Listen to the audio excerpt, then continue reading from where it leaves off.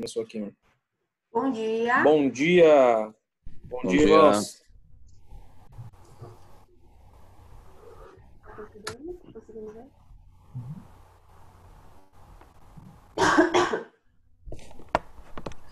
Bom dia. Bom dia. Bom dia.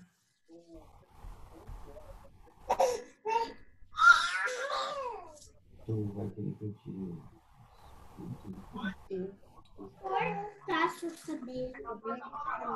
Acho que eu vou cortar seu cabelo, tá, boneca? Diminui a caixa lateral.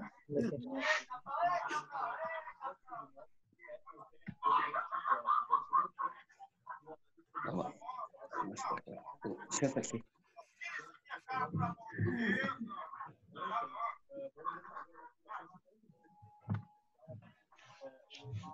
Mas já abriu. Bom dia! Bom dia a todos! Tudo bom? Bom dia. Bom dia! Bom dia. Deu um problema aqui em casa, nós estamos tomando café. Já atrasaram, é? Tamo junto Atrasado, contigo. Panvel. Foi a Panvel que se enrolou. Não é culpa minha, não. Foi a Mas Panvel. tomar café não é um problema, é uma virtude. Depende, mas eu já estou tomando café faz 1 hora. Bom dia, eu já tomei. Bom dia, Ruth. A Ruth também veio tomar café com a gente, ó. Oi, tio Candoca. Candoca. Bom dia, eu também já tomei. Também já tomou de Gandoca? Tomei. Café com banana e... Banana e De mel. Gandoca? Banana e mel. Banana e mel? Eu tenho banana. Ah, mas eu tenho mel também. Olha só, apareceu o Major aí. Mas eu botei banana e botei umas coisas. Nossa, irmão, estão te chamando aqui. Ei, pessoal, um abraço. Bom dia. Estão tomando cafezinho bom, né? Terminando aqui. Que bênção. Mas eu vi o tio Candoca aí. Mas que bênção, que legal, hein? Que legal, pá, que joia. Que bênção, hein? Seu Candoca. Isso aí. Isso aí, que bacana. Bom dia. Olha aqui, ó. Bom dia. Bom dia. Bom dia. Bom dia, Cris. Bom dia, Renan. Bom dia. Bom dia, Isabela e Denóbio. Bom dia, Simone. Bom dia. Deixa eu ver quem mais eu consigo ver aqui. Bom dia. Bom dia, Kelly. Bom dia, pastor. Neide. Bom dia, avô Candoca. Ruth. Vó Ruth. Coisa mais fofa, aquele grisinho. Coisa mais amada. Parabéns, vovó. Pastor Gerson, bom dia, Thelma. Pastor Lima, bom dia. Bom dia. Bom dia. Bom dia, Marco, Hélida. Pastor Lima está sem vídeo. Bom dia, Tiago. Bom dia, Bárbara. Aninha, bom dia. Olha o Ângelo. Oi, Ângelo, bom dia. Buenos dias. Que bom te ver por aqui. Você aconteceu. Rosinha, bom dia. Bom dia, Everton e Ju, lá em São Paulo. Loura. Bom dia. Do André. Só coisa fofa.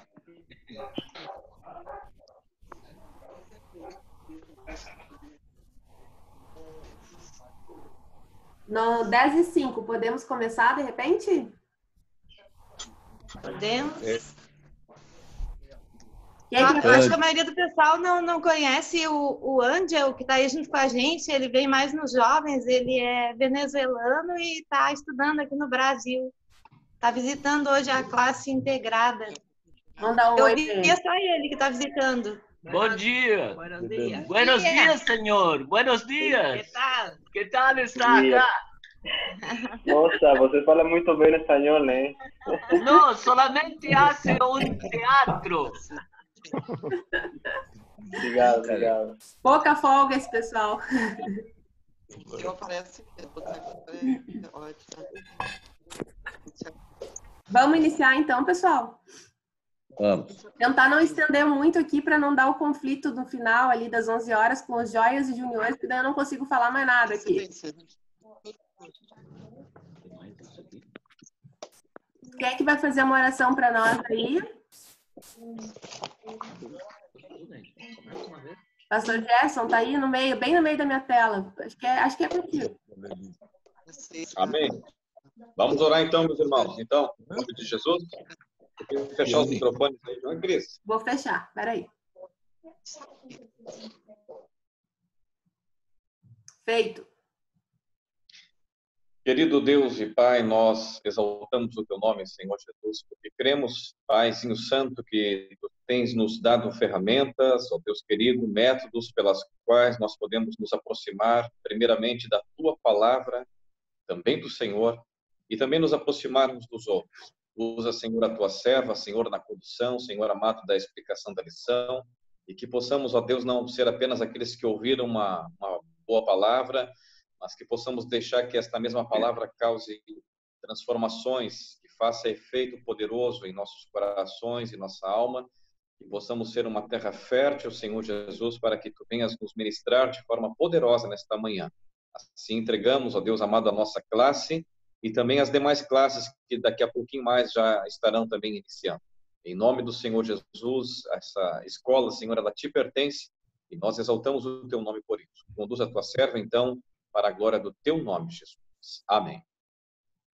Amém. Amém. Bom, pessoal, bom dia. Vou começar a projetar aqui.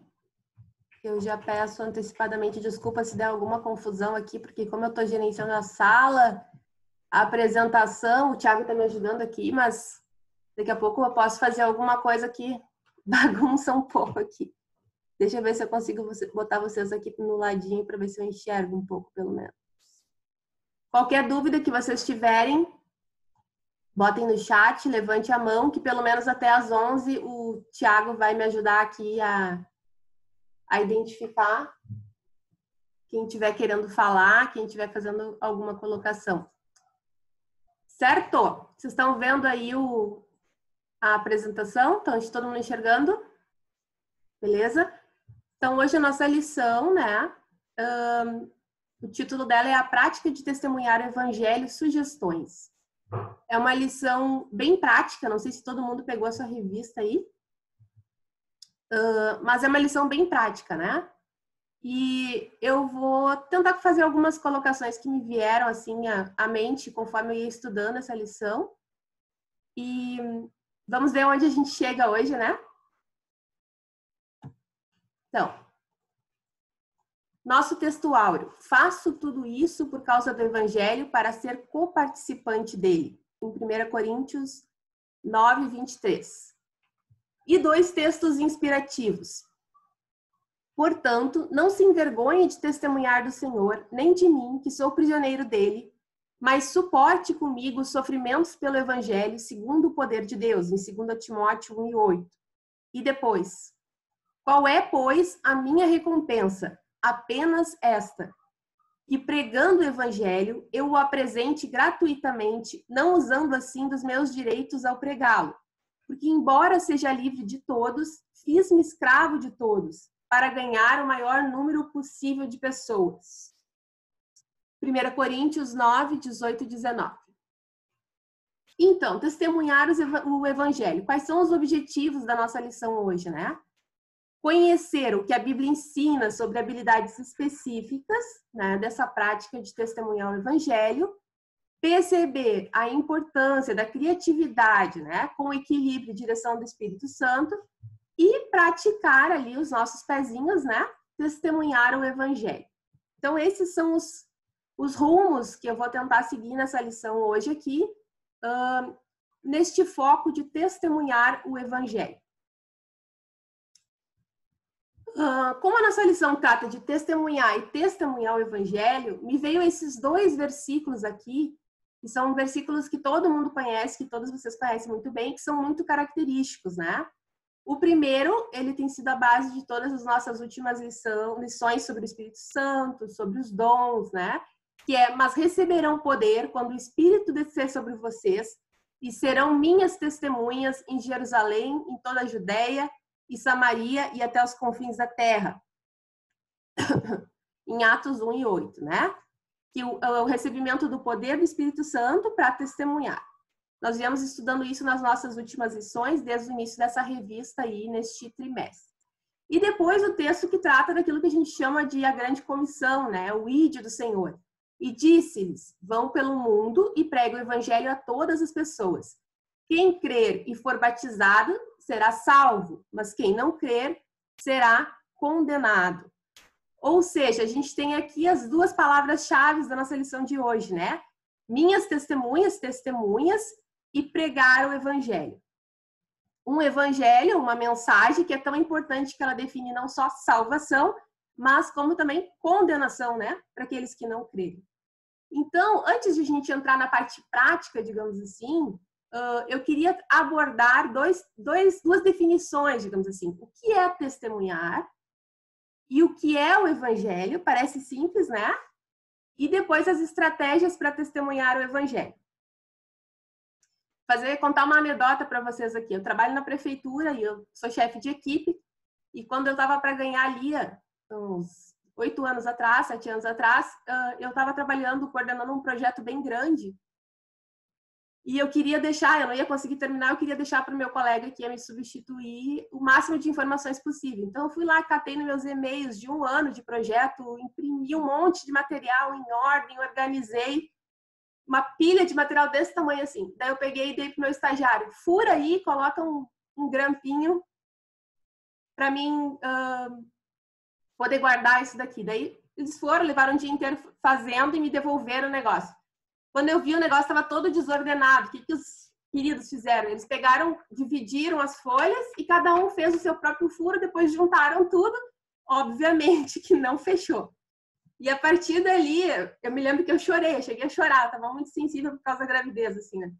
A partir dali, eu descobri que aquilo que é óbvio, às vezes, não é óbvio. Então, a gente sempre tem que falar.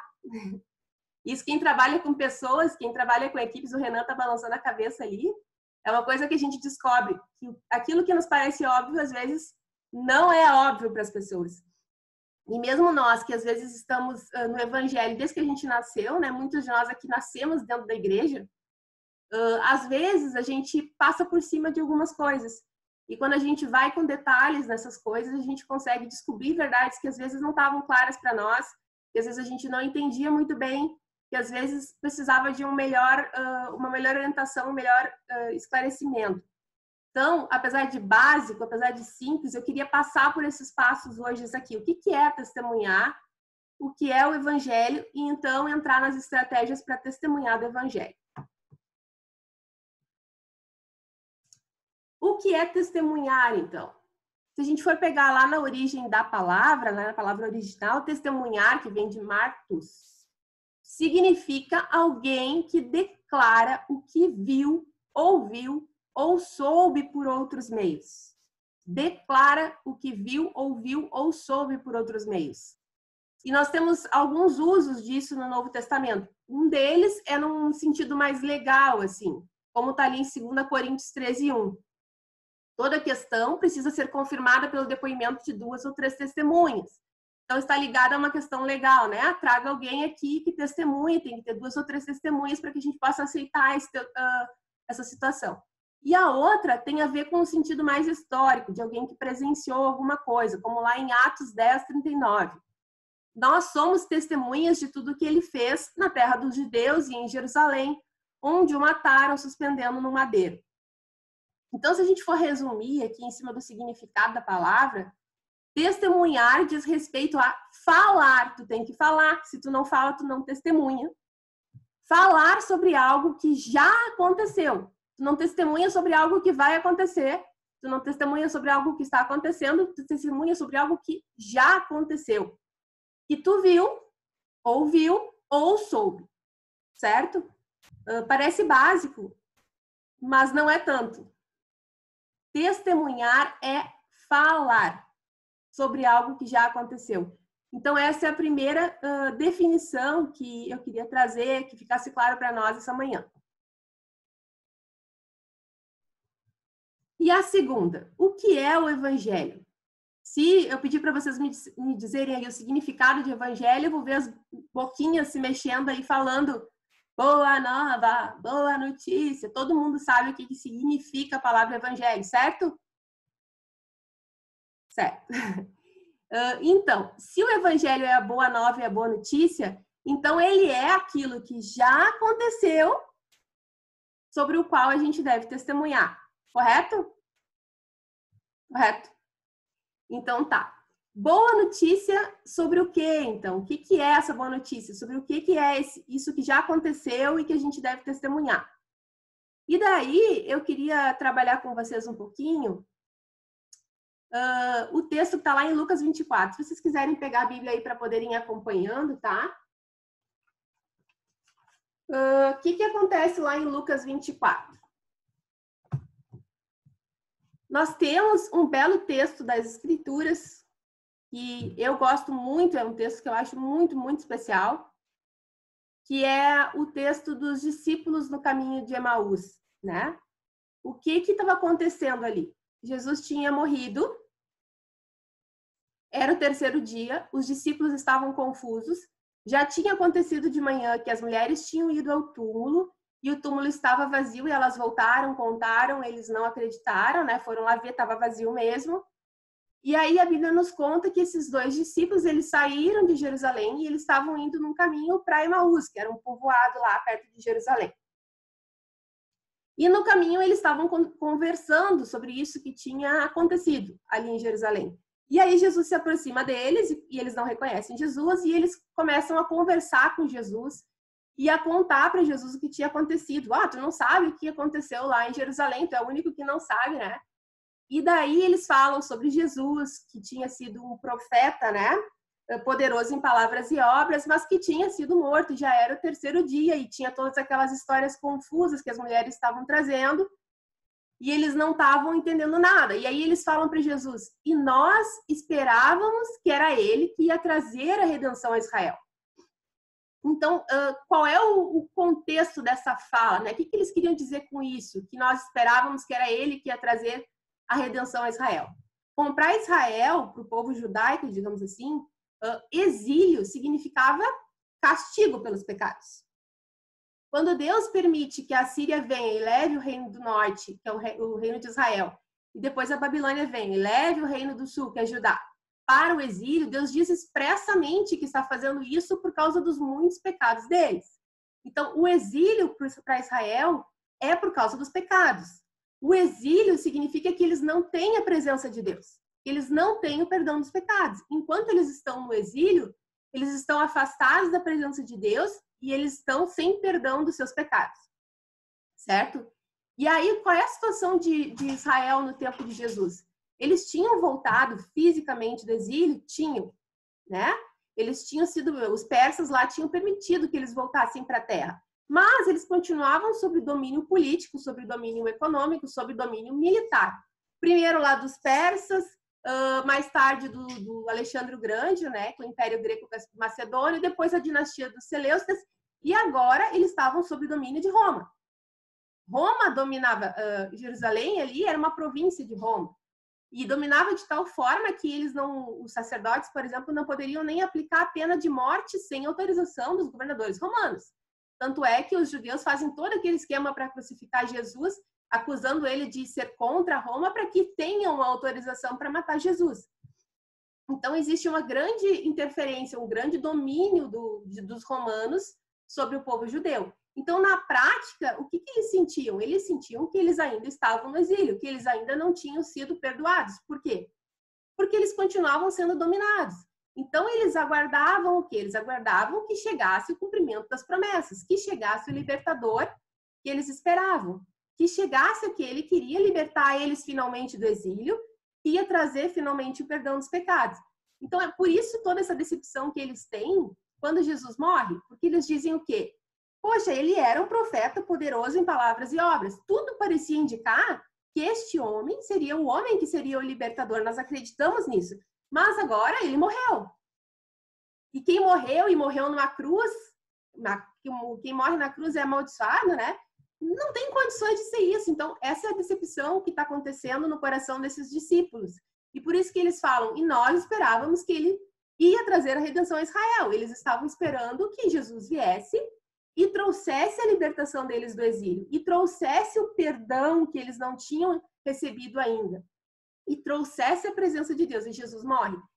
E daí, o que Jesus fala para eles? Basicamente assim, dá um tapa na testa. Como vocês custam a entender e como demoram a crer em tudo que os profetas falaram? Não devia o Cristo sofrer essas coisas para entrar na sua glória? E começando por Moisés e todos os profetas, explicou-lhes o que constava a respeito dele em todas as escrituras. Então, o que Jesus faz? Vocês viram tudo isso, vocês me ouviram falando durante todo esse tempo, mas vocês não entenderam nada. Por quê? Porque vocês estavam com uma expectativa diferente na cabeça de vocês. E não é dessa forma que Deus está agindo. Não é isso. Tudo isso aconteceu porque tinha que acontecer e estava, inclusive, previsto nas Escrituras. Que era assim que tinha que acontecer. Vocês só estão com o olhar pelo foco errado. Vocês entenderam errado. Mas, o que acontece? Sim, a libertação chegou. E daí, quando ele parte o pão, quando eles chegam lá em Emaús e parte o pão e eles reconhecem Jesus, né? Eles falam aquela bela frase, né? Não estava queimando o nosso coração enquanto ele nos falava no caminho e nos expunha as escrituras. E eu fico pensando, uma pena que a gente não tenha a descrição do que foi que Jesus exatamente falou do discurso dele, né? Mas para mim esse texto todo aqui é um texto muito especial. Porque é Jesus abrindo os olhos daqueles discípulos, explicando para eles o que eles tinham visto e ouvido e não tinham entendido. E aí eles voltam para Jerusalém para contar para os outros discípulos. Eles chegam onde eles tinham que chegar e voltam. E quando eles chegam lá de volta, Jesus aparece no meio deles. E aí Jesus fala para eles, conversa com eles, né? E Jesus diz para ele, e lhes disse, está escrito que o Cristo haveria de sofrer e ressuscitar dos mortos no terceiro dia, e que em seu nome seria pregado o arrependimento para o perdão de pecados a todas as nações, começando por Jerusalém. Vocês são testemunhas destas coisas. Testemunhas do quê, irmãos? O que é o Evangelho? O que Jesus está querendo dizer ali? Sim, o exílio terminou, a salvação chegou, mas não um exílio como o povo de Israel esperava, da nação étnica, digamos assim, dos judeus, não uma salvação política naquele momento, mas sim o fim do exílio para a humanidade inteira. O fim do exílio lá do jardim, quando o pecado aconteceu e quando nós fomos expulsos da presença de Deus, quando o homem foi expulso do jardim, quando o homem foi proibido de ter o acesso à árvore da vida, quando a criação inteira foi amaldiçoada em função desse pecado. E o que Jesus está dizendo? Eu cumpri as promessas feitas a Abraão, que a descendência de Abraão abençoaria a terra, toda a terra seria abençoada através da descendência de Abraão. Sim, não é só vocês. Vocês foram chamados para ser uma nação de sacerdotes. Quem estava ano passado na EBD, a gente falou um pouco sobre isso, né? Que o povo de Israel ele foi chamado para ser uma nação de sacerdote. E o sacerdote faz o quê? O sacerdote media a relação entre Deus e o povo. E eles eram um povo de sacerdotes, ou seja, eles eram para mediar a revelação que Deus deu a eles para o resto da humanidade, que era uma coisa que eles não fizeram bem, tanto não fizeram que foram parar no exílio. Então Jesus vem para eles e diz, explica esse contexto todo. Sim, a redenção chegou, só a redenção que chegou não é só para vocês, é para toda a humanidade, para que se cumpra as promessas feitas lá atrás para Abraão, que em Abraão seriam benditas todas as famílias da terra. O tempo do arrependimento chegou, porque o perdão de pecados chegou. Então, este é o evangelho que Jesus diz para os discípulos, vocês vão e vocês testemunhem a respeito disso. A salvação chegou, né? Inclusive, Jesus inicia o seu ministério falando, né? Arrependei-vos porque é chegado o reino dos céus. Então, irmãos, Este é o evangelho que Jesus diz que os discípulos deveriam testemunhar. Ele mesmo fala, é disso que vocês devem falar. Então, é uma coisa muito mais ampla, muito mais completa do que simplesmente falar Jesus morreu para salvar os teus pecados. Sim, mas isso está num contexto, um grande contexto da narrativa bíblica, da história bíblica, de tudo aquilo que foi acontecendo ao longo de todos os anos, de todas as promessas que Deus foi fazendo, de todas as revelações que Deus foi fazendo a seu povo. E muitas vezes nós estamos como aqueles discípulos, né? No caminho de Emaús. A gente viu, a gente ouviu, a gente assistiu tudo, a gente tem todo o conhecimento que tinha que ter, mas a gente não liga as peças. A gente não tem o entendimento, não está olhando na direção correta, no sentido correto, para entender a mensagem real daquilo que está sendo dito ali. Avançar um pouquinho aqui. Opa.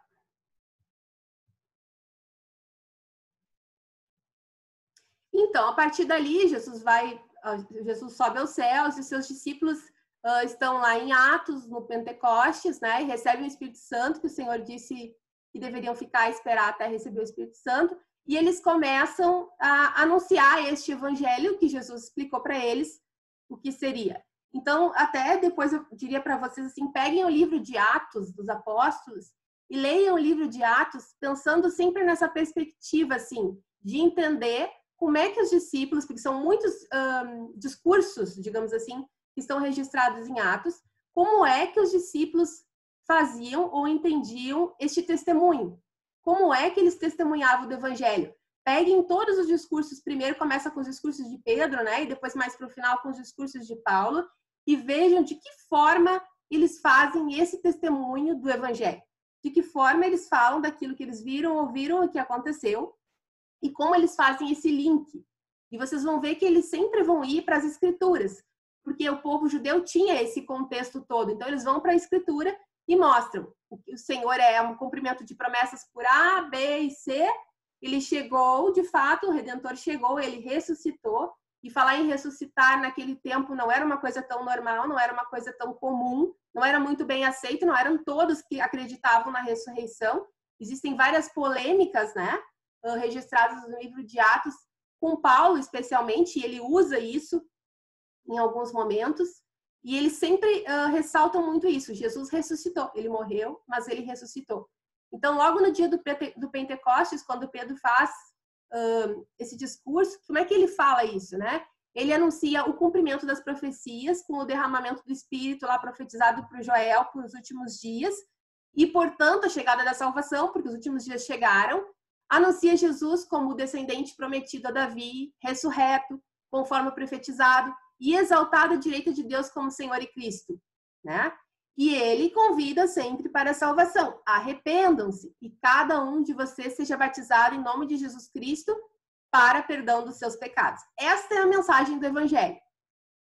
Paulo, na sinagoga lá em Antioquia da Pisídia, o que ele fala? Anuncia Jesus como descendente prometido a Davi, que reinaria para sempre, ressuscitado conforme Deus prometera, e mais uma vez convida para a salvação. Mediante Jesus, lhes é proclamado o perdão de pecados.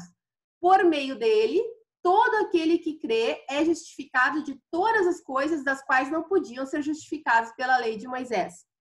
Então, existe toda uma argumentação que eles elaboram em cima daquilo que é o conteúdo que o público deles tem, que é o público judeu, principalmente no início, né? Mas sempre apontando para o quê? Cumprimento das promessas, chegou o tempo de arrependimento, de perdão de pecados e de salvação. O Renan colocou aqui no chat, o livro de Atos inicia hoje na leitura diária. Ó, o Renan colocou aqui no chat que o livro de Atos começa hoje na leitura diária, né? Eu não tinha olhado.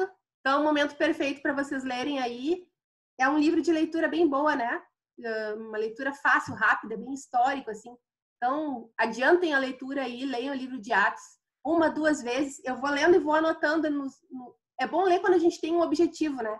Porque daí tu consegue captar os pontos que te interessam no texto, assim, do que numa leitura mais, assim, en passant, a gente não pega. Então, fica aí a sugestão de leitura do livro de Atos, que já é a leitura. Então, eu fiz esse desenho aqui, bem bonitinho, eu acho. E aqui eu queria abrir para vocês, se alguém aí se anima através desse esqueminha aqui, fazer um relato para nós de como que o plano da salvação, como o evangelho se encaixa nessa grande narrativa bíblica, nessa grande narrativa que passa por todos os livros da Bíblia, porque todos os livros da Bíblia apontam para essa mesma coisa, certo? Queria saber se alguém aí, olhando essas figurinhas, se anima a fazer esse resumo, assim, esse relato do como que o evangelho se encaixa nisso tudo aí. Me ajudem, não me deixem falando sozinha.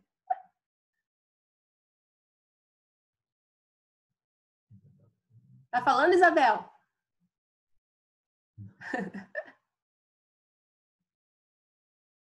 Ninguém quer falar? Ai, meu Deus, vocês vão me deixar falando sozinha. Acho que eu preciso de uma água. Tá? Vocês vão me deixar falando sozinha mesmo, eu não tô enxergando todo mundo aqui. Bom, então eu vou começar assim, ó, lá da criação, né? Eu vou dizer para vocês que esses temas todos, eles têm sido muito presentes para mim. Parece que toda lição que eu pego, eu não sei se é eu que fico puxando para esse assunto, ou se tá tudo ali mesmo. Mas para mim tá sendo tudo que eu pego para falar. Fala, Simone. Fala. Não? Tudo que eu pego para falar me puxa para todo esse grande tema da salvação que está por trás de toda a narrativa bíblica, né? Começando lá na criação, então, o que acontece? Deus nos relata lá que ele nos criou a sua imagem e semelhança para o relacionamento com ele, né? Para um relacionamento com os nossos semelhantes e com o restante da criação, a qual ele colocou sob nosso domínio, para que a gente cuide, para que a gente domine sobre o resto da criação, correto?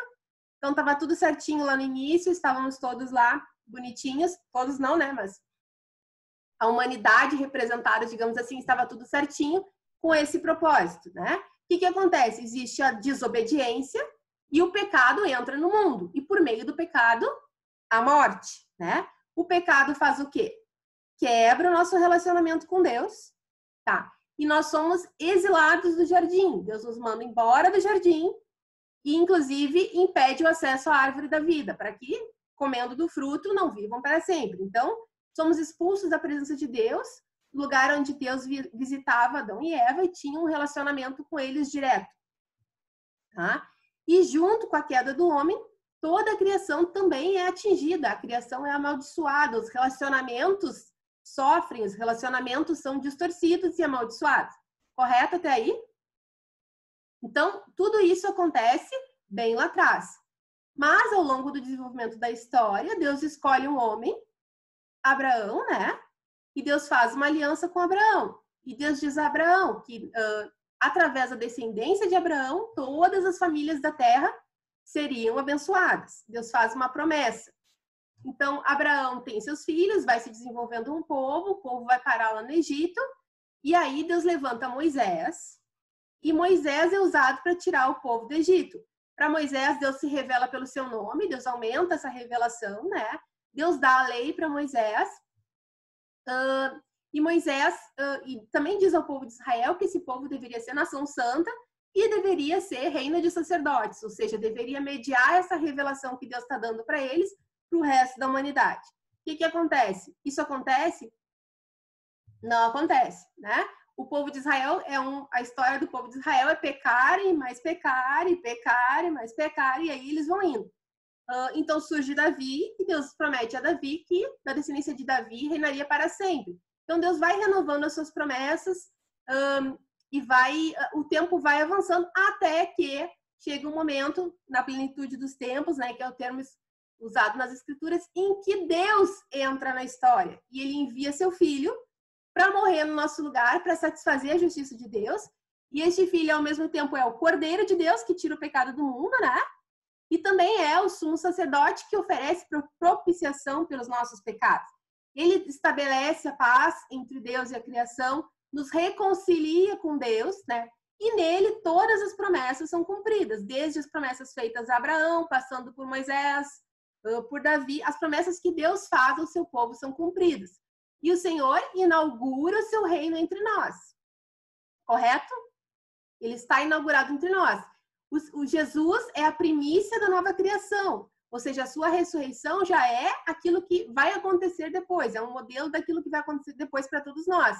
Jesus é estabelecido com todo o poder e autoridade sobre o céu e a terra. Jesus já é rei. O seu reino já está entre nós.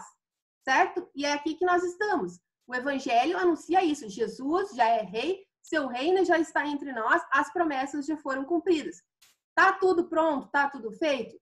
Ainda não. Por isso, já e ainda não. Seu reino está entre nós, mas ainda não está totalmente completo.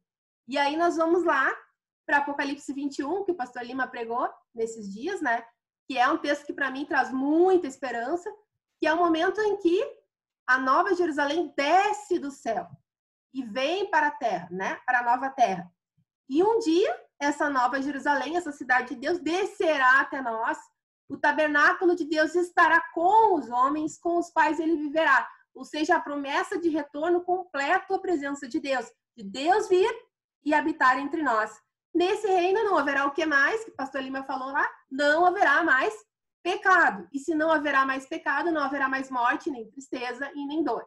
Então, nós estamos vivendo nesse meio tempo ainda, que já foi cumpridas as promessas, e o ainda não, porque a gente ainda espera que esse reino seja completo entre nós. E assim como Jesus nos ensinou, nós devemos orar. Venha a nós o teu reino, né? Lá no Pai Nosso. E essa oração, ela não deve ser uma oração, ela deve ser uma oração de esperança. Devemos fazer isso todos os dias. Venha a nós o teu reino. Completa o teu reino entre nós. Venha, Senhor. Né? Todas essas coisas que estão previstas para acontecer no meio são só o meio das coisas. O que nos importa é que no final o Senhor virá. No final, a sociedade estará entre nós, no final, o Senhor estará entre nós. Correto? Essa é a nossa esperança e essa é a nossa alegria.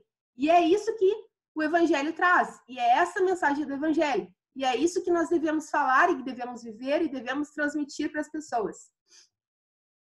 Alguém tem algo para colocar aí mais? Não me deixem falando sozinha. Ah, meu Deus. Ruth? Cadê? Não tô vendo a Ruth. Quer falar, Ruth? Não? Então, concluindo essa parte do Evangelho, né? O que é o Evangelho? Resumindo. Vivi, quer falar, Vivi? Fala. Peraí. Pode falar. Desde pequena, mesmo não sendo evangélica, eu aprendi o Pai Nosso. E a gente vai orando, muitas vezes, de maneira automática, né? Vai falando as palavras, assim, porque aprendeu desde pequena, decorou e vai indo. E chegou um momento que eu me dei por conta do que era a oração do Pai Nosso. E foi algo, assim, maravilhoso, porque eu naquelas palavras, era como se eu tivesse abrindo o entendimento do que realmente essa maravilhosa oração que Deus nos deu, o que essa mensagem, né? O que Ele verdadeiramente queria nos dizer. E é bem isso que tu está colocando, um dos pontos mais importantes. Venha a nós o vosso reino, né? Que nós temos que buscar o reino de Deus, compreender esse reino. E como a gente faz isso? Através do estudo da palavra. Sempre, sempre, sempre estamos o tempo todo voltando para o estudo da palavra. Esse é o ponto-chave. Quando nós realmente começamos a estudar de modo profundo esse entendimento, esse elo entre nós e Deus, a gente passa a compreender, né? Esse reino de Deus se torna próximo ele passa a ser algo que a gente imagina imagina entre aspas, né? Porque a gente não conhece realmente a gente conhece só o planeta Terra, não se conhece nada mais além do que isso. Mas o que a palavra nos diz, a gente vai tentando compreender, nos aproximar, nos agarrar de alguma maneira para ter esse entendimento. É isso aí. Então, cada vez mais estudarmos, conhecermos dessa palavra, nos alimentarmos dessa palavra. Novamente, a EBD aqui tem um papel fundamental. Ela nos traz isso, ela nos auxilia, né? O culto da igreja aos domingos à noite, quando nós ouvimos os pastores, a mensagem que Deus dá aos pastores, isso tudo é um conjunto que a cada dia, né? Quantos dias no ano nós nos propomos a realmente estarmos em comunhão com Deus, orar e estudar. Esse é o caminho. Obrigada, Vivi. É isso aí. É todo um processo. Marco, tu quer falar, Marco? Vai. Peraí, não consegui te abrir. Isso. Agora sim. Me chamou bastante atenção na parte em que tu disseste, e é uma realidade, que nem tudo que é óbvio para mim é óbvio para ti. E assim Deus nos fez, cada um diferente do outro. E me parece que o Evangelho ele se revela de diferentes maneiras para as diferentes pessoas. Tu fizeste ali aquele resuminho ali que eu achei bem interessante, e que é aquilo mesmo, né, em síntese, todo o Evangelho de Gênesis a Apocalipse. Mas eu acho assim que a fase que a gente passa, em cada fase da vida que a gente passa, as revelações também elas são nos dadas aos poucos e do jeito que a gente precisa. Então aí nós temos a atuação do Espírito Santo, né, nos revelando, né, em cada fase da nossa vida, em cada momento que a gente está vivendo, aquilo que a gente realmente precisa se arrepender, né, que tudo leva para o arrependimento, e nos indica o caminho da santificação, né, para que a gente alcance também a salvação. É só um pensamento que veio assim, né, e o que não é realmente óbvio é que o Espírito Santo se revela individualmente, né? E é uma coisa tão fantástica, tão maravilhosa, que a gente às vezes é difícil entender, né, como é que esse processo acontece. Obrigada, Marco. E realmente, né, a gente vai falar um pouquinho daqui a pouco sobre isso, sobre a questão da linguagem, né, e cada um de nós tem a nossa, digamos assim, nosso arcabouço de ideias, de entendimentos, a nossa cultura, né, e passar por essa barreira, digamos assim, para que a mensagem chegue, é diferente para cada um. Cada um vai ter o seu tempo e o seu entendimento, né? E com certeza a gente vai crescendo e vai, às vezes, entendendo as coisas melhor conforme a gente vai. E essa questão do evangelho, eu acho extremamente importante que a gente, como cristão, entenda o que realmente é o evangelho. E o que realmente é requerido de nós que a gente fale, né? E qual é a mensagem que a gente efetivamente tem que transmitir, qual é a mensagem que está no centro. Nós vamos poder fazer isso, às vezes, de muitas maneiras diferentes. No meio de um diálogo, no meio de um encontro, no meio de uma conversa, de uma forma bem orgânica, talvez o início de tudo possa ser muito diferente. Mas a mensagem central, a mensagem do evangelho, ela é única, né? E ela precisa ser anunciada. E aí, para concluir aqui essa parte, eu queria retomar o seguinte: o evangelho não é algo que a gente faz. Isso todo mundo sabe, mas às vezes é bom reforçar. Evangelho não é algo que a gente faz. É algo que já foi feito por nós. É algo que já aconteceu na história. Que Deus entrou na história. Se a gente for lá ver em Efésios, pois vocês são salvos pela graça por meio da fé, Isso não vem de vocês, é dom de Deus, não por obras para que ninguém se glorie. Sim, nós somos chamados para uma vida de santificação, sim. Mas o recebimento da salvação, o evangelho, não há nada que a gente possa fazer para isso. Tudo que tinha que ser feito, já foi feito. Em João, Deus diz, eu lhes asseguro, quem ouve a minha palavra e crê naquele que me enviou, tem a vida eterna e não será condenado. Mas já passou da morte para a vida. Já estamos na vida que Deus nos concedeu. O evangelho é uma notícia, como a gente viu lá no início. Por isso que eu fiz questão de definir isso. O evangelho é uma notícia. Já aconteceu. E uma notícia precisa ser anunciada. Romanos lá. Porque todo aquele que invocar o nome do Senhor será salvo. Como, pois, invocarão aquele em que não creram? E como crerão naquele de que não ouviram falar? E como ouvirão se não houver quem pregue? E como pregarão se não forem enviados? Como está escrito, como são belos os pés dos que anunciam as boas novas. Então, evangelho está intimamente ligado com falar. Precisa ser falado. O evangelho causa um modo de viver completamente novo. Sim, mas nós não podemos confundir os efeitos do evangelho, ou seja, a nossa maneira de transformada de viver, com o evangelho. A nossa maneira de viver transformada não é o evangelho, porque o evangelho é a notícia que causou tudo isso. Nossa forma de viver, segundo o que a Bíblia fala, é o critério pelo qual o mundo julga se nossa mensagem é verdadeira. Como está lá em João, que eles sejam levados à plena unidade para que o mundo saiba que tu me enviaste e os amaste como igualmente me amaste. Em João 13:35, com isso todos saberão que vocês são meus discípulos, se vocês se amarem uns aos outros.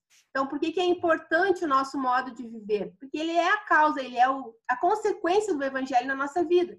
E se a gente anuncia o evangelho e a gente vive de maneira transformada, quando as pessoas olham para nós, elas julgam se a nossa mensagem é verdadeira. Por que eu coloquei aquela frase ali, que é uma frase que vocês com certeza já escutaram, né? Eu já escutei muito isso durante muito tempo. Eu vou confessar para vocês que meio que a gente se esconde atrás dessa frase, né? Pregue o evangelho, se necessário, use palavras.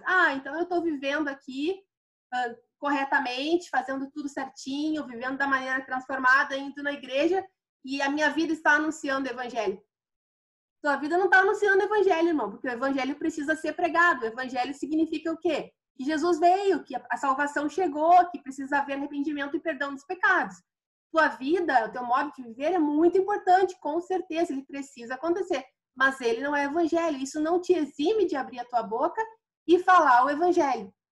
Então, tudo isso que eu venho falando é um entendimento que para mim demorou a chegar, apesar de ter nascido na igreja, de que sim, é necessário falar. E aí eu pergunto para vocês, não precisa a resposta, obviamente, tirando os pastores aqui, né, que estão sempre fazendo isso, mas nós, na nossa vida normal, na nossa vida cotidiana, quantas vezes a gente realmente anunciou o evangelho?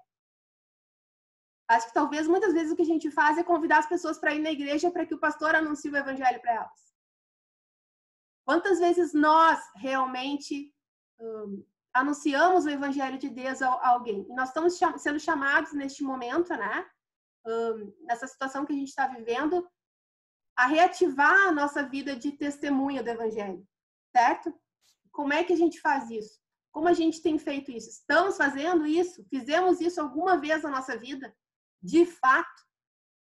Então, fica aqui essas perguntas para que a gente reflita sobre isso, né? E pense como é que a gente pode andar.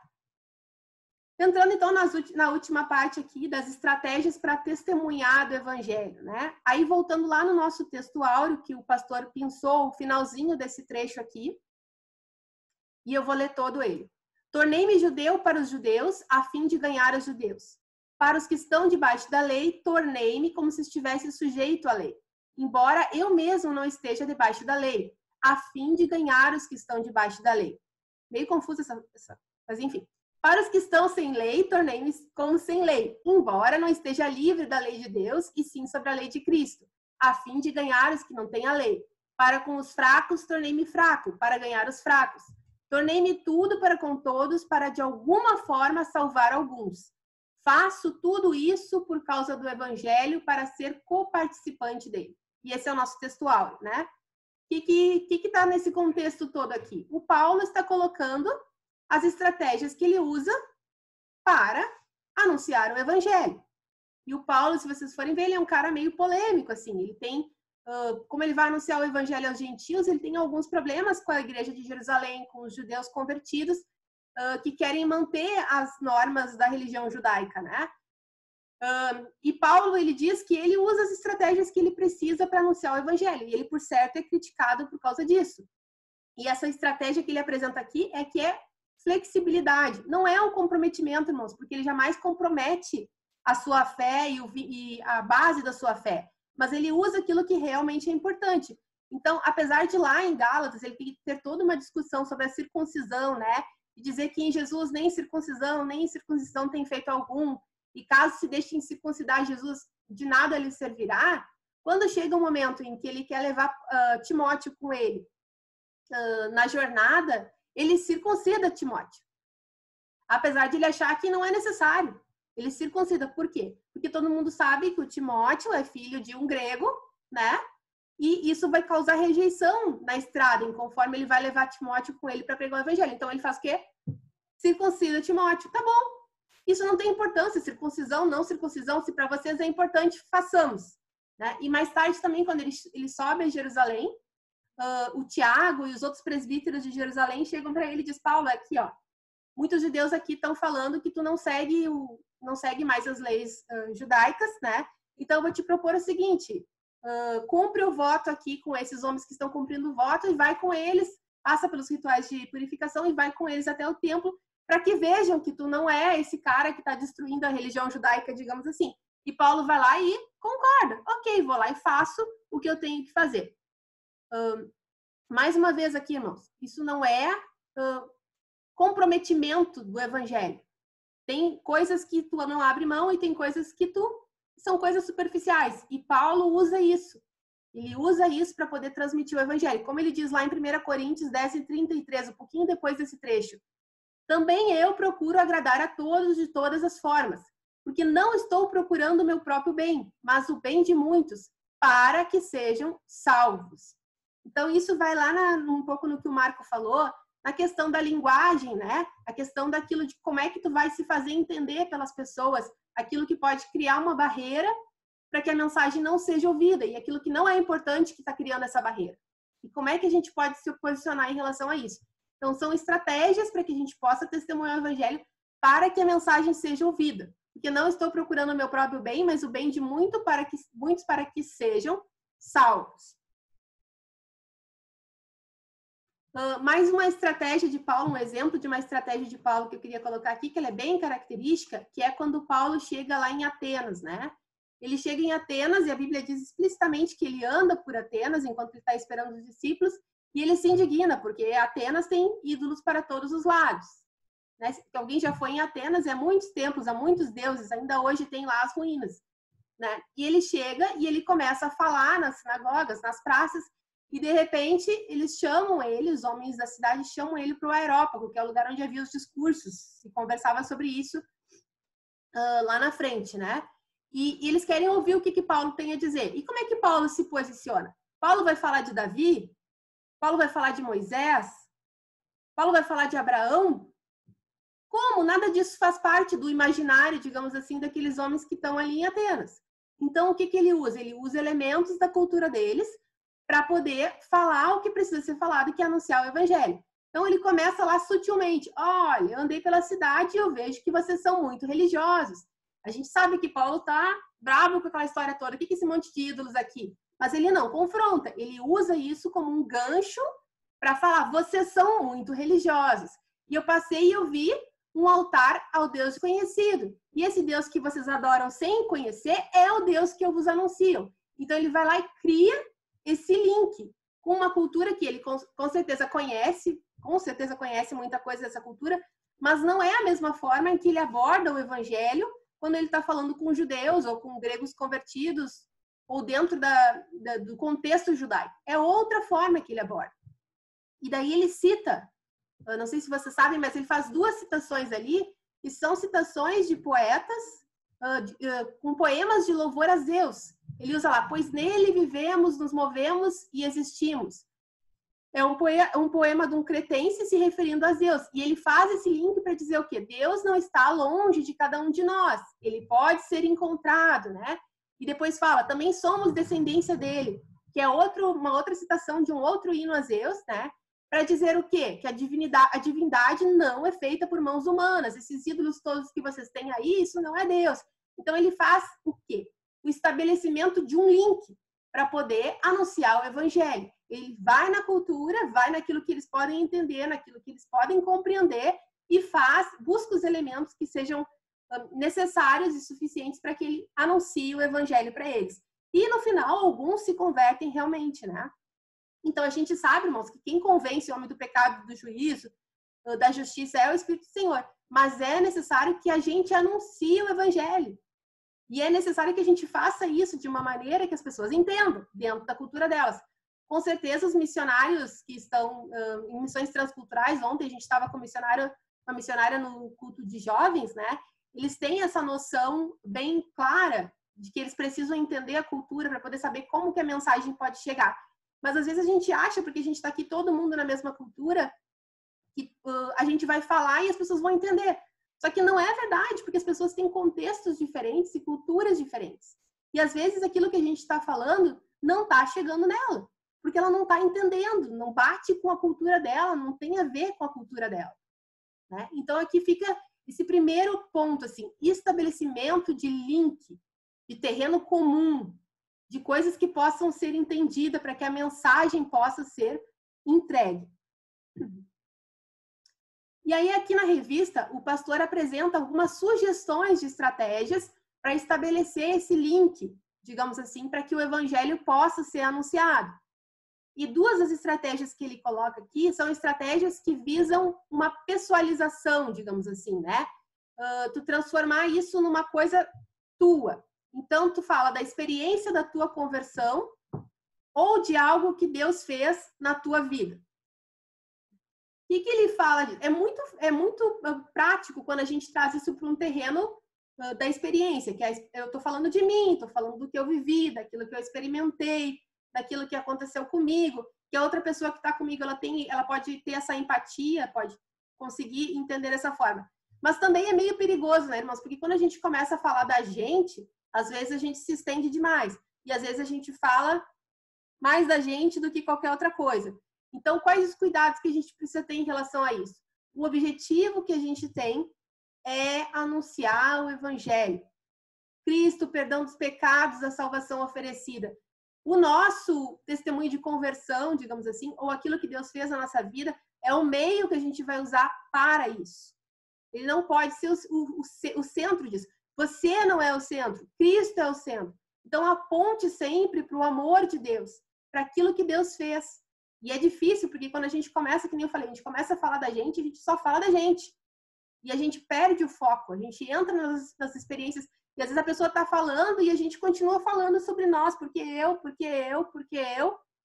Então, irmãos, foco, o pastor fala bem claramente ali nos tópicos, né?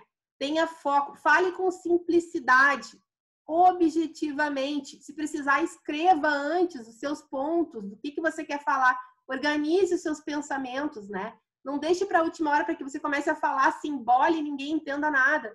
Ele fala, especificamente, até coloquei ali que achei engraçado. História sem pé nem cabeça, chato e desmotivador. Quem nunca sentou num culto e alguém foi dar um testemunho e ficou blá, blá, blá, blá, blá, e sem pé nem cabeça, ninguém entendeu nada no final, amém, amém. Quantas vezes acontece isso? E esse não é o objetivo. Então, ele coloca para nós como conselho, fale com simplicidade, objetivamente, sem se alongar. Evite o evangeliquez. Ele também coloca isso ali, e eu acho muito importante, porque a gente vive na nossa cultura da igreja, digamos, que é uma cultura, irmãos. A gente tem uma cultura, então a gente fala, paz do Senhor, graça, e usa uma série de palavras que fazem sentido para nós, e a gente cresceu nisso, e é tão natural que a gente fala isso na nossa linguagem, mas que não faz sentido nenhum para quem está lá fora. Inclusive atrapalha. Então, o que ele fala? Evite o evangeliquez. fale as coisas de forma clara, que a pessoa consiga entender, que alguém que não tenha o conhecimento que você tem, que não tenha a cultura evangélica que você tem, que consiga entender. E isso é meio difícil, porque a gente tem muitos vícios de linguagem, né? A gente fala muito isso. Ele até coloca ali, evite a paz do Senhor. Eu não sei, eu não sei se... Renan, fala. Deixa eu abrir aqui. Dentro dessa linha, Cris, eu estava um pouquinho incomodado aqui com relação a uma colocação que você separou a questão da consequência ou do efeito do evangelho e o ato de falar, né? Eu entendo que, assim, até os pastores podem esclarecer um pouco com relação a uma dúvida que eu fiquei, ou uma ideia que eu tive dessa revista, que não à toa a revista iniciou-se por atos do Espírito Santo, né? Pelo efeito do Espírito Santo em nossa vida. Por quê? Porque eu entendo que antes de eu querer anunciar, antes de eu querer falar, é super, ou até uma premissa, não seria nem uma questão de ser importante, seria uma questão de premissa, eu realmente conhecer, ou ter a conversão, ter o contato com a palavra, porque hoje é tão fácil comunicar, existem tantas, vamos dizer assim, receitinhas, né? Tantas receitas de bolo que a gente pode pegar e transmitir, como é feito com relação a outros assuntos, que eu posso evangelizar, na verdade, sem estar evangelizando, por exemplo, como testemunho, como exemplo.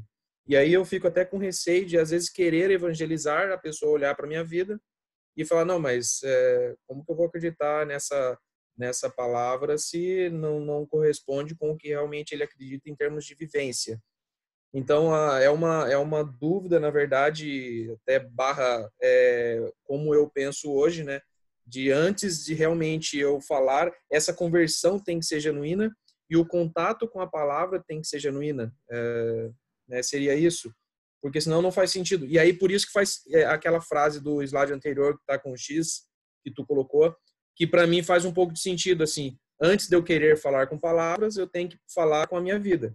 Se eu falo com a minha vida, se eu tive uma conversão genuína e realmente tenho um contato genuíno com a palavra, agora sim eu tenho condição de testemunhar.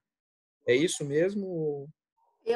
Antes de se alguém mais quiser falar, mas assim, Renan, com certeza, tá? Porque se o evangelho fez transformação na tua vida, tu vai ter uma vida diferente. Por que eu falei que aquilo é efeito do evangelho? Que se tu realmente se converteu, tu vai ter a mudança de vida. Tu vai viver isso diferente. Então, isso sim, é necessário a mudança de vida com toda certeza. Apenas a tua vida, ela não é o evangelho, ela não é a mensagem do evangelho, ela é a consequência da mensagem do evangelho. E ela é importante para que quem te olhe realmente veja isso. Olha, essa pessoa está vivendo de acordo com aquilo que ela falou. Isso que ela falou refletiu na vida dela, com toda certeza.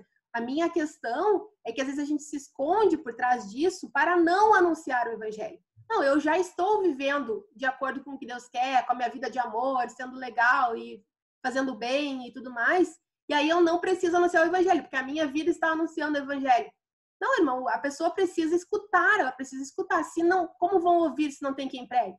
Alguém tem que ir lá e pregar. Jesus veio e a salvação e o perdão dos pecados. Então é isso que eu queria deixar bem claro. Não é que tu não tenha que viver essa vida. Pelo contrário, se espera que se o evangelho realmente te atingiu, tu teve transformação de vida. É um crescimento? É um crescimento. Mas a tua vida vai refletir os efeitos do evangelho. Agora, o falar a mensagem precisa ser feito. É esse o meu ponto. Alguém quer comentar mais aí? Marco? A dúvida do Renan também já permeou meu pensamento muitas vezes, assim, né? A dúvida e a colocação. Não querendo particularizar, assim, mas o homem tem um pensamento um pouquinho mais lógico, assim, né? Primeiro isso, depois aquilo, depois aquele outro. Não é tão difuso às vezes, né? Às vezes a gente pensa dessa maneira, né? De uma sequência. Mas há que se considerar, né? E os pastores podem me corrigir depois também, que a conversão ela é um processo, né? É um processo, ela acontece na vida da gente todos os dias, né? E pode soar também como uma estratégia de eu ser uma pessoa que é convertida ou que é convencida mas que eu posso muito bem convidar meu amigo Renan e dizer, olha, eu estou descobrindo isso, né? Eu estou descobrindo, eu estou me convertendo, né? Eu estou indo. Olha só o que Deus está fazendo. Já estou usando testemunho pessoal, né? Já está acontecendo alguma transformação. E de convidar essa pessoa, convidar meu amiguinho a caminhar junto comigo. Porque certamente eu não vou ter todo nem o conhecimento teórico, técnico ou prático. Não sei se estou me expressando muito bem nessa parte a respeito de palavra, mas como eu coloquei lá, o Espírito Santo ele vai revelando, né? Vai revelando todos os dias, vai revelando aos poucos. Então, eu pelo menos vejo a conversão como uma caminhada, né? Ela é todos os dias. E considerando também que nós somos pecadores. De qualquer maneira, nós somos pecadores e a gente foi atingido pela graça. Então, me parece que é uma coisa que é diária, né? Ela é uma caminhada e ela tem um alvo que a gente deve perseguir todos os dias. Isso não me impede de testemunhar, isso não me impede de anunciar. Eu acho que no momento que a gente confessa Jesus como nosso Salvador, já começou o processo de conversão, né? E já começou o processo de testemunho e também já começou o processo do anúncio. Eu acho que assim vai indo lá. Eu acho que vocês estão confundindo o processo de salvação com o processo de santificação. No momento que você aceitou Jesus, você já passou da morte para a vida. Você já está salvo. Que é um processo de crescimento, de conhecimento, até atingirmos a estatura de Cristo, e isso é fato. Mas salvação não é um processo. Salvação já foi feita, já foi dada para nós, e no momento que você aceitou Jesus, você já passou da morte para a vida. Você está iniciando uma caminhada de crescimento com toda certeza, né? Alguns vão crescer muito rápido, e outros vão levar muito tempo vão ficar como bebês espirituais, que nem Paulo fala, né? Por muito tempo. Essa é uma caminhada com toda certeza. Agora, a salvação, ela não é um processo. A salvação é uma coisa que já foi feita por nós, que tu aceita, e no momento que tu aceita, não tem nada que tu possa fazer. É graça. Tá feito, tá salvo. Esse eu acho que é uma diferença que às vezes a gente fica muito em cima disso. Sim, há necessidade de crescimento. Aquilo que o pastor Lima fala, tu pode jogar fora a salvação, é outra história, né? Mas tu tá num processo de crescimento. A salvação, não. Agora, a condição que tu tem de anunciar o evangelho de efetivamente ou não, vai depender, óbvio, da tua maturidade, do teu conhecimento. Mas mesmo assim, tu é chamado a anunciar o evangelho. Tá difícil aqui. Alguém quer comentar alguma coisa mais aí? O ponto central que eu quis me referir, Cristiane, é que, independente da maturidade, nada te impede de anunciar o evangelho. Com certeza. Alguém mais? Pastores, alguém quer comentar? Estão só me olhando ali? Pastor Gerson trancou, será? Pastor Lima? Quer falar, pastor? Estou ouvindo aqui, está muito bem, está bem esclarecido, muito boa lição. Acho que, se eu não me engano, acho que foi até a própria irmã Isabel que fez menção ali, irmão Zenóbio, né? Está bem explicado. Eu acho que o pastor Elton também foi muito feliz, né? Ele é o nosso redator aqui, que eu acho que era uma das perguntas que foi feita, né? Ali, sobre a questão da evangelização.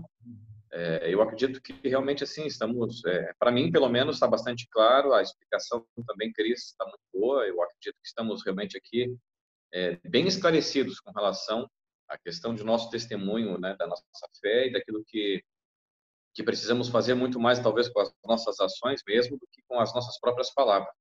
Mas está muito bem. Deixa eu terminar aqui, então. Não sei se mais alguém quer colocar. Eu termino e daí vocês colocam alguma coisa. Deixa eu avançar aqui.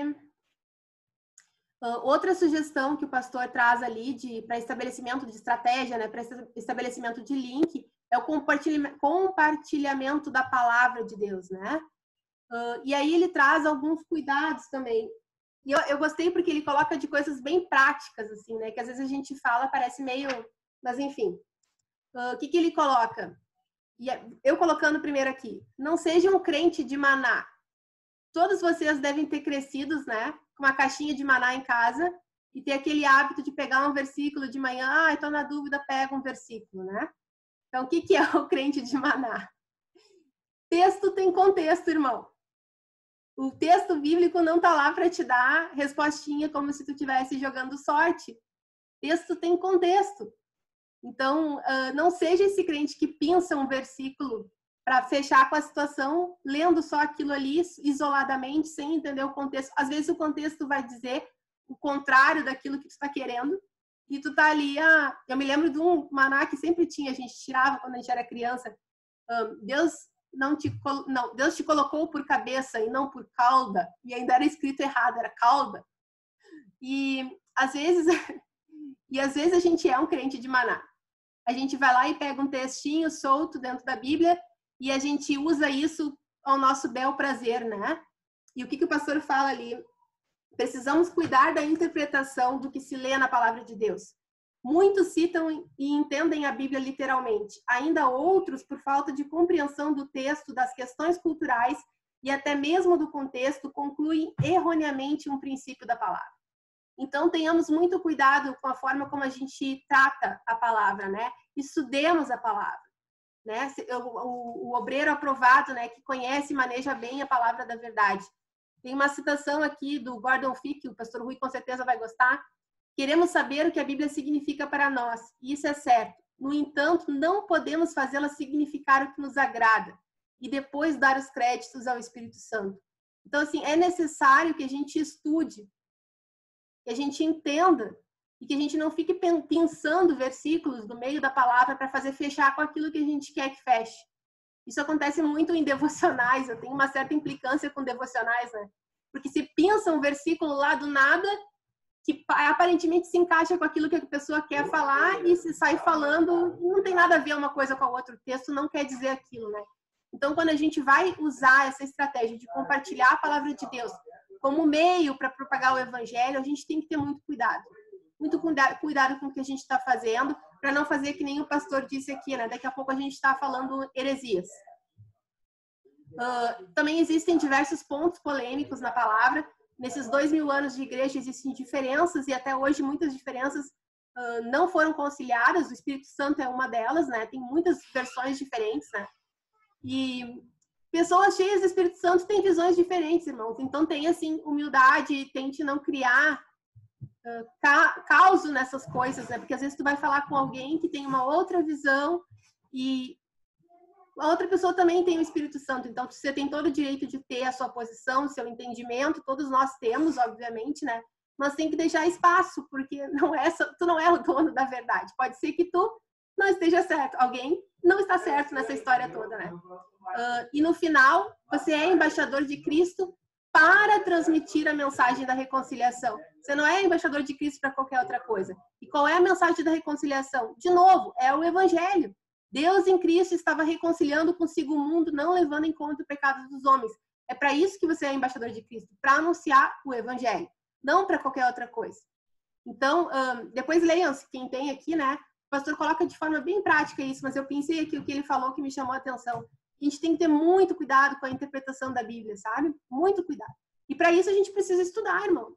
Não dá para ser crente de maná, tem que estudar, tem que entender, tem que aprender, buscar ajuda de quem conhece mais, buscar livros, estudar, para que a gente possa fazer isso de uma forma correta, sem estar propagando heresias e anunciando de verdade o evangelho puro do Senhor. Alguém?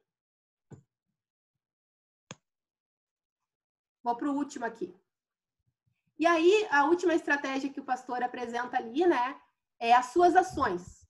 Ou seja, aquilo que eu estou chamando aqui de efeito do evangelho na sua vida. Que é aquilo que o Renan falou, que o Marco falou, que a nossa vida realmente, se a nossa vida é atingida pelo evangelho do Senhor, se ela foi atingida, se nós recebemos a salvação, existe transformação na nossa vida. Tem que existir transformação na nossa vida. Né? Lá em Efésios, quanto à antiga maneira de viver, vocês foram ensinados a despir-se do velho homem, que se corrompe por desejos enganosos, a serem renovados no modo de pensar e a revestir-se do novo homem, criado para ser semelhante a Deus, em justiça e em santidade provenientes da verdade. E depois, como eu já li antes, né, que eles sejam levados à plena unidade para que o mundo saiba que tu me enviaste e os amaste como igualmente me amaste. Com isso, todos saberão que vocês são meus discípulos, se vocês se amarem uns aos outros. A minha mãe tinha um ditado quando a gente era criança que ela vivia dizendo para nós: teus atos falam tão alto que não consigo escutar o que dizes. Que não seja a nossa forma de viver um empecilho para que as pessoas escutem aquilo que a gente tem para anunciar do Evangelho. Que sim, nós estamos numa caminhada, a gente está aprendendo, é uma caminhada de santificação, né? E para isso eu coloquei ali, o pastor coloca ali na revista, não seja um santo de pau oco, né? É muito feio quando isso acontece, não seja um santo de pau oco, mas saiba que se você pecar, temos um intercessor junto ao Pai Jesus Cristo justo, né? Então, que o Senhor tenha misericórdia de nós, que a gente possa viver de acordo com os efeitos que o Evangelho causou na nossa vida, que a gente possa viver realmente e verdadeiramente semelhantes a Deus, né? Que a gente possa crescer nisso até a estatura de Cristo, e quando a nossa vida não seja um empecilho para aquilo que a gente tem que falar e tem que anunciar, que é o Evangelho do Senhor.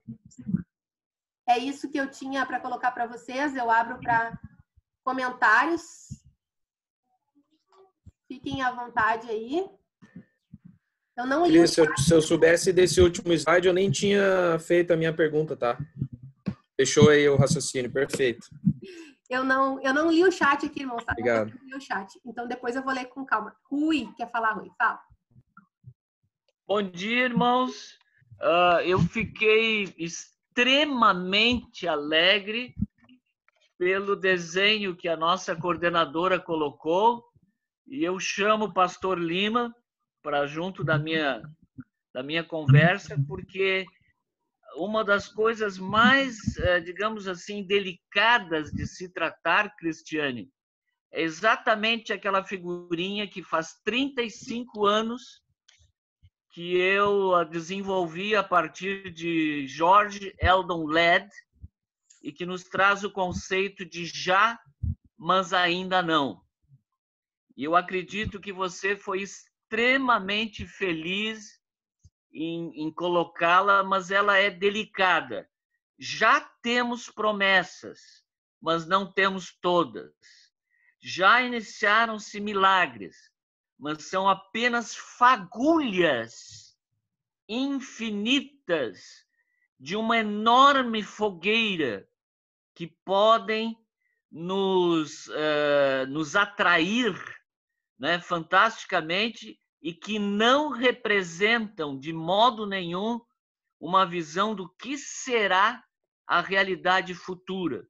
Então, eu queria me expressar para você, Cris, e para todos que ouvem, que dentro desse plano, dentro dessa linha que você enxerga em toda a Bíblia, eu posso dizer que você está lendo a Bíblia, porque é esse o plano que ela fala no Antigo e no Novo. Não é você que enxerga, é a Bíblia que traz esse esquema de Gênesis ao Apocalipse. E especialmente nós percebermos essa tensão que nós vivemos, que já somos abençoados, mas que não somos totalmente abençoados, que já somos salvos de muitas coisas, mas não somos salvos de tudo, que já somos curados, mas não somos curados de tudo e morreremos doentes, ou talvez, melhor, arrebatados. Eu gostaria que fosse arrebatados, mas estou achando meio difícil para mim. E eu acredito que é um ponto da lição do Evangelho, que é atacado. Vocês falam desse reino bom, poderoso, né? Mas os crentes continuam morrendo doentes, continuam com doenças, inclusive doenças mentais, e os crentes continuam chorando, e tem muito crente pobre que é mais feliz que crente rico. E eu precisava colocar isso e chamar o pastor Lima para lhes dizer: esta tensão que Jesus inaugurou o reino da terra é a inauguração do reino da terra. Ele chegou perto de nós.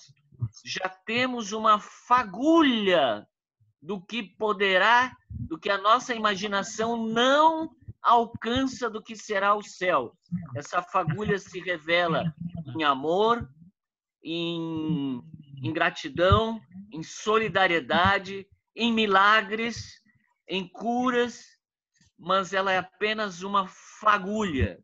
O reino de Deus já iniciou, e muito dentro da agência do reino de Deus, que é a igreja, mas ainda não se consumou. E é essa tensão que nós vivemos na evangelização. Eu queria falar mais, mas não posso. Eu chamei o pastor Lima e fiquei muito grato. Eu não sei, as minhas aulas há 35 anos eu falo de LED, acho que você leu LED, e é uma base que para mim é muito fundamental. Amém. É isso aí, Rui. Assim, quando a gente começa a ter um entendimento de como tudo isso se encaixa no todo, eu acho que a gente começa a entender melhor como é que a gente tem que se posicionar em relação a isso, né? Pastor Lima tá fechado ali, não sei se ele vai poder falar. Pastor Lima? Ele abriu. Abriu, pastor? Pode falar. Posso falar? Está me ouvindo? Estamos te ouvindo, pode falar. Então, muito bom dia a todos. Eu acho que realmente tivemos uma boa lição, uma boa explicação. Ela abre, inclusive, janelas para se olhar para muitos outros detalhes, mas eu gostaria de, então, se me é dada a oportunidade, por assim dizer, encerrar ou concluir, lembrando a definição que o próprio apóstolo Paulo diz e faz a respeito do Evangelho. Ele diz que o Evangelho é o poder de Deus para a salvação. Me parece que isso diz tudo.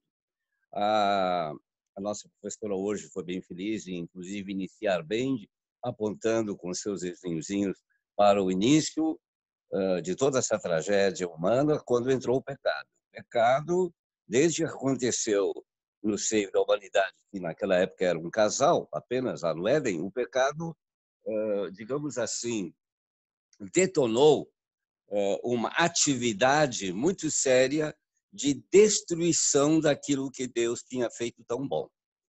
Essa destruição continua e ela vai continuar até o fim, mas no meio de tudo isso, um dia veio Jesus e iniciou-se então poderosamente a demonstração de um poder muito maior que o pecado, porque lá na cruz do Senhor, lá na cruz do Calvário, Jesus pagou os nossos pecados, ele tomou o nosso lugar, e aí inicia-se, vamos dizer assim, em linguagem bem humana, uma destruição do poder destruidor do pecado. É uma redundância de expressões, é isso mesmo. E aí, muito bem colocado, eu sou também muito da linha do LED, citado pelo pastor Rui. E aí, já é, mas ainda não tudo. Já começou, estamos em pleno desenvolvimento dessa anunciação do Evangelho, que é o poder, que já começou a destruição daquilo que vinha destruindo a humanidade. Em Cristo somos salvos. É o poder do Evangelho para a salvação. Tem que ser testemunhado, tem que ser falado, e sem dúvida, Cristiane e demais irmãos, alunos da nossa querida escola dominical, sem dúvida, não se separa uma coisa da outra. E finalmente foi bem colocado isso. Até o Renan já, assim eu ouvi, está satisfeito com essa colocação final. Sim, a mensagem tem que ser falada, mas não se separa do testemunho de vida. Essas duas coisas, essas duas irmãs são irmãs gêmeas. Fala-se o Evangelho, e é um Evangelho que já produziu, deve ter produzido algo de novo na vida de cada um que vai ser uma verdadeira testemunha. Era isso que eu queria ter colocado. Muito obrigado. Obrigada, pastor Lima. Mais alguém quer colocar alguma coisa? Pastor Gerson, não?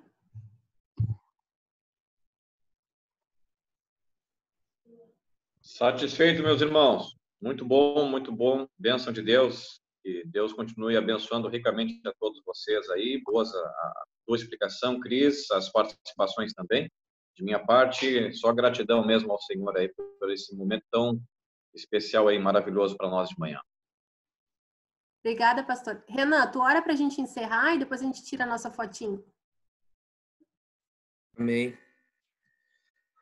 Oremos então. Obrigado, Senhor Jesus, por mais essa manhã. Obrigado pela tua palavra, que é viva, que é eficaz, que sempre se renova em nossos corações. Obrigado pela vida de cada um aqui, pela vida dos pastores, pela vida da Cris, que se dispõe a trazer, a estudar e a trazer essa palavra de hoje também, pelo pastor que também escreveu. Que nós possamos verdadeiramente, então, viver esta palavra, Senhor, e assim também comunicá-la cada dia mais, e que nós possamos realmente ser um reflexo, um espelho da tua palavra aqui na terra, Senhor.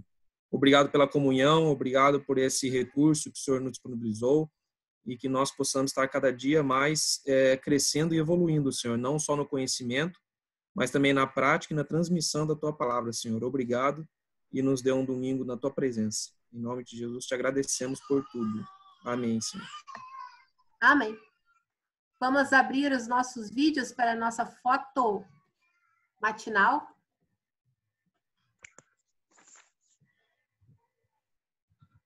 Sorrisos bem bonitos. Oh, Esperem a Neide, esperem a Neide.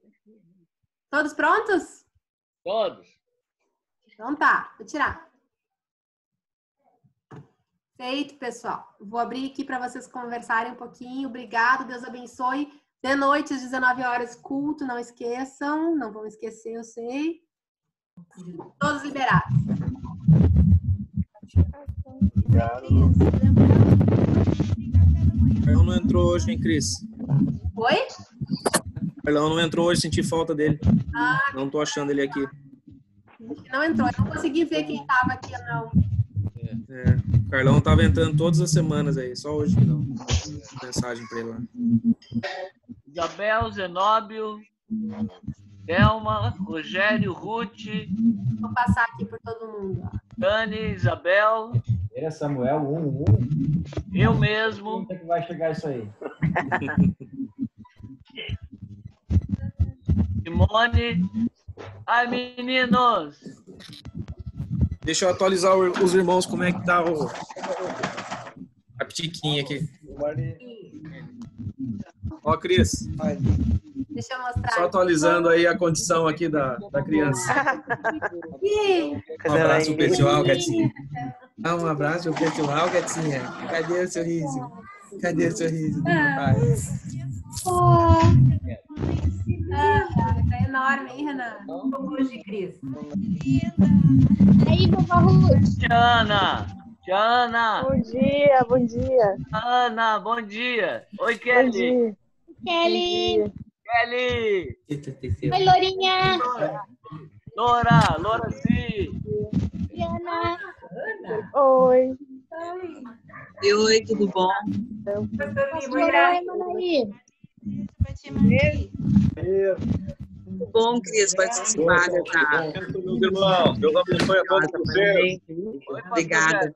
Obrigada, gente. Depois eu vou ler ali o chat com calma, ver se tem alguma coisa aqui. Aí eu mando a apresentação lá no... Beijo, é a noite. Cris, fica à vontade aí, viu, Cris, para desligar. Eu sei que tem a outra sala para atender também, tá? Fica bem à vontade. Dá uma olhada na sala dos pequenos. Aqui, filha. Bom, pessoal, fiquem com Deus. Bom domingo para vocês. Oi, Bel. Um beijo.